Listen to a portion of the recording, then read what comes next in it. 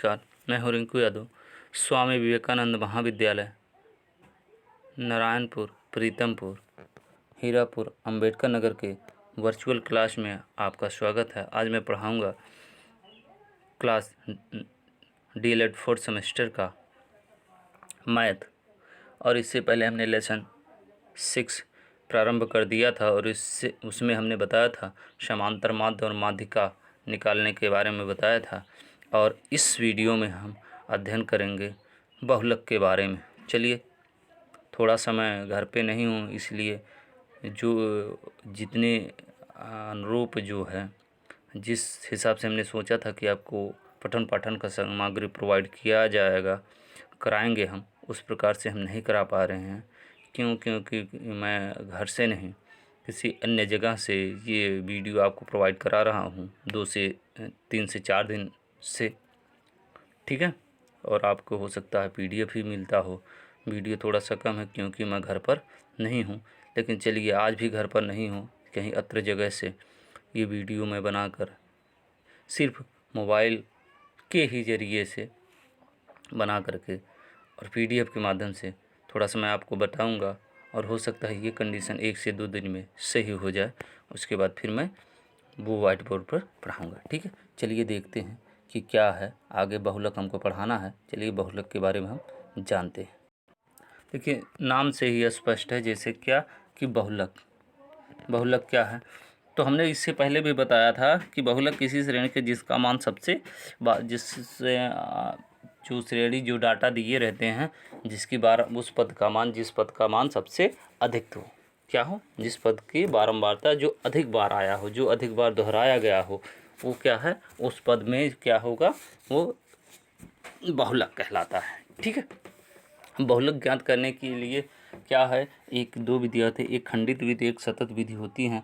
और बहुलक ज्ञात करने के निरीक्षणों द्वारा आप भी ज्ञात कर सकते हैं। चलिए देखते हैं कि आगे क्या है, ठीक है। जब निरीक्षण विधि द्वारा, देखिए यहाँ है दिया गया है, क्या है कि इसमें जो बहुलक ज्ञात करने के लिए जो निरीक्षण विधि द्वारा, केवल इसमें क्या है, देखने से ही पता चल जाता है कि कौन सा पद के अधिक बार आया है, परिभाषा के अनुसार ही, ठीक है। दूसरा क्या है, एक विशेष फार्मूला होता है।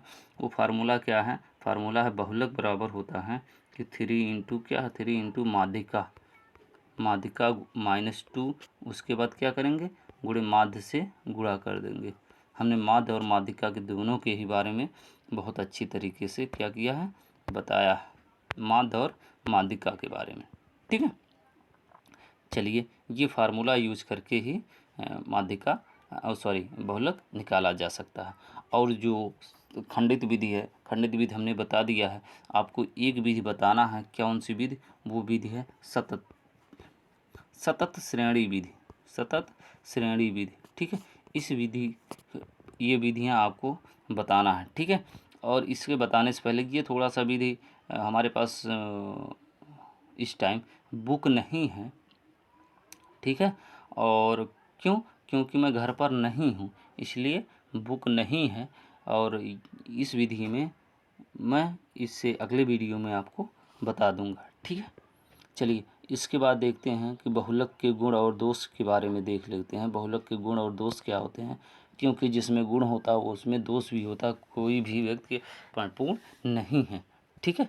तो देखते हैं क्या है बहुलक के गुण क्या होता है। इससे पहले हमने कई भी फैसिलिटी बताया है, जैसे देखने से, निरीक्षण विधि द्वारा, जैसे देखने से ही पता चल जाता है कि ये क्या है, ये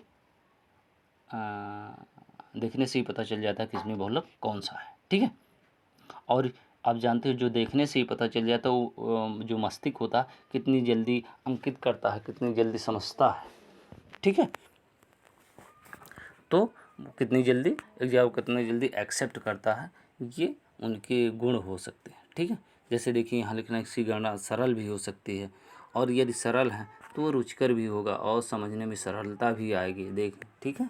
और देखने मात्र से तो और है, जो जितनी चीज़ें, यदि आपको चीज़ें आती हैं तो वो चीज़ें आपके लिए सरल है, और जो सरल हो जाता है उसमें आपकी इंटरेस्ट जो है बढ़ जाती है, ठीक है। समझ में नहीं आएगा आपको, उसके बारे में आप रुचि नहीं रखेंगे। यदि रुचि नहीं रखेंगे तो क्या होगा कि वो आपको आएगी भी नहीं, ठीक है।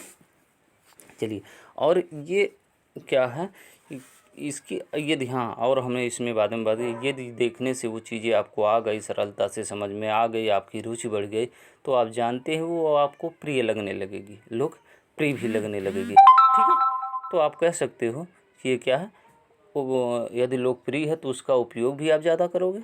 ठीक है, उसका क्या करोगे, उपयोग भी आप क्या करोगे, ज़्यादा उपयोग भी करोगे। ठीक है, ज़्यादा उपयोग भी करोगे।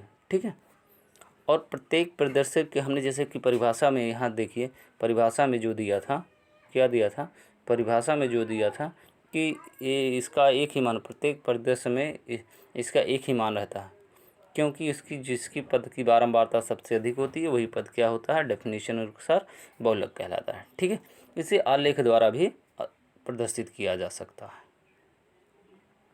ठीक है, ये इसके गुण और दोस्त थे। दोस्त क्या, कभी कभी यह क्या है, अस्पष्ट और अनिश्चित होता है।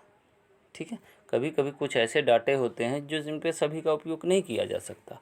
ऐसे ऐसे टिपिकल वर्ड, इससे ऐसे टिपिकल सिचुएशन बन जाती हैं कि जिससे वो फार्मूला भी फेल हो जाता है, और वो तो क्या कह सकते हैं कि ऐसी स्थिति में बहुलक जो है स्पष्ट और अनिश्चित हो जाता है। एग्जाम्पल दिया है कि शहर के भूयष्टि आकार के कई अर्थ लगाए जा सकते हैं।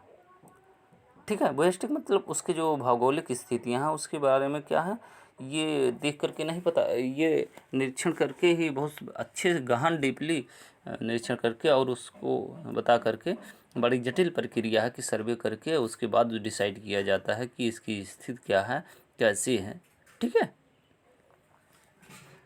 और चलते हैं आगे, थोड़ा सा चलते हैं, देखते हैं क्या है आगे चलते हैं। जब सांख्यिकी में एक से अधिक बहुलक हो सकते हैं, आप समझ लीजिए कि यदि कोई डाटा दिया है, कोई आंकड़े दिए गए हैं, तो उसके यदि बहुलक कभी कभार एक से अधिक विधि आ जाती है, एक से अधिक बहुलक होते हैं, तो उसकी गणना करना कठिन हो जाता है। कठिन क्यों हो जाता है, क्योंकि ऐसी विधियां जो हैं संतत विधि से अलग की जाती है, संतत विधि से उनको हल किया जाता है, और संतत विधि का जो प्रोसेस है थोड़ा सा लंबा है। ठीक है, जो लंबा होगा तो उसमें थोड़ा सा जो बातें होंगी आपको हमको सभी को थोड़ा सा टिपिकल लगती हैं।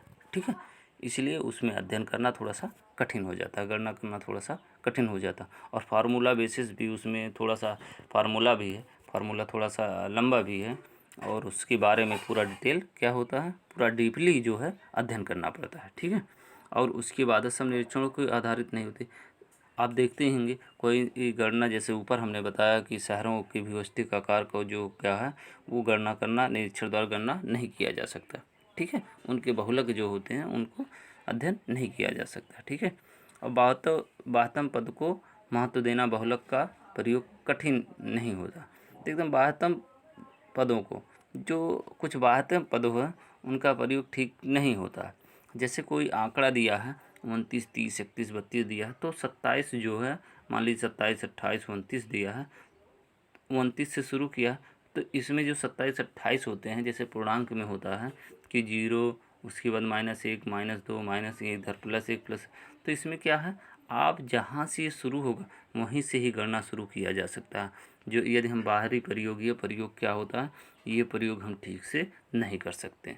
ठीक है, हम सिर्फ जहाँ से अंक डाटा दिए रहेगा वहीं से शुरू कर सकते हैं, यानी 28 से लेकर 29 से 28 इस आंकड़े में जो एग्जाम्पल के तौर पर मैं लिया हूँ वो 28 से 29, 30 ऐसे सो लास्ट तक जहाँ तक आपका हो। ठीक है, और देखिए और क्या है, और ये है कि बाहरी जो दिया, तो बाह्य पदों के महत्व देना तो बहुलक वर्ग का ठीक नहीं, ये हमने आपको बता दिया। असमान विस्तृत वाले वर्गों में इस गणना के सूत्र का प्रयोग नहीं किया जा सकता। असमान विस्तृत वाले, जैसे आपको दिया है एग्जाम्पल के तौर पर यदि मैं बताऊं, तो एग्जाम्पल के तौर पर यदि मैं बताऊं क्या है कि असमान विस्तृत वाले, आप जानते हो विस्तृत क्या होता है। जैसे विस्तृत होती है कि वर्ग अंतराल को आप क्या कह सकते हैं, विस्तृत हो सकती है, जैसे 10 से 20। ठीक है, तो ये होगा, कहीं अगर ये दे दिया 10 से क्या है 12.5।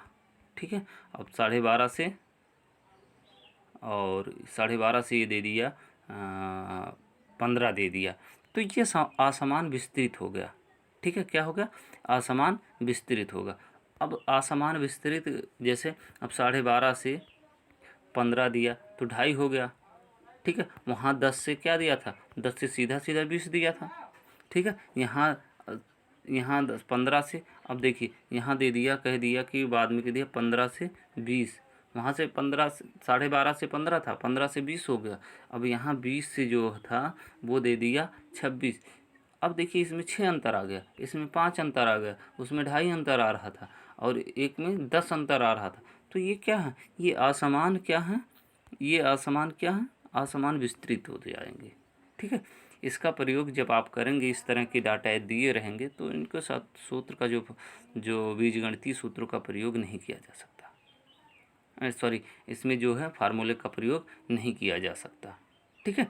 और इस प्रयोगों में बहुलक में जो होता है वो क्या होता है, बहुलक में बीजगणितीय सूत्र का क्या, बहुलक में जो बीजगणितीय सूत्र होते हैं, जैसे a+b का होल स्क्वायर, इसका प्रयोग नहीं किया जा सकता, इनका प्रयोग नहीं होता है, ठीक है। अब जो इनका अधिक प्रयोग होता है, इनका जो अधिक प्रयोग होता है, सबसे अधिक प्रयोग होता है वो ट्रेड विभाग में होता है। क्या, ट्रेड विभाग में, ट्रेड विभाग मीन्स व्यापार विभाग में प्रयोग किया जाता है, ठीक है। चलिए, और इस वीडियो में इतना ही। और यदि वो थोड़ा सा फिर से मैं वो रिपीट कर देना चाहता हूँ,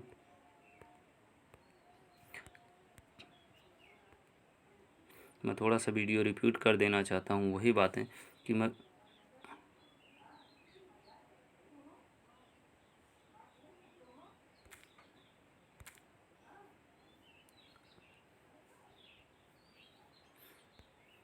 ठीक है, कि घर पर मैं नहीं हूँ, इसलिए अब सोचे हुए अनुरूप जो है वो आपको पठन पाठन का सामग्री नहीं भेज पा रहा हूँ, इसके लिए सॉरी, ठीक है। बस इस वीडियो में इतना है। धन्यवाद। जय हिंद, जय भारत।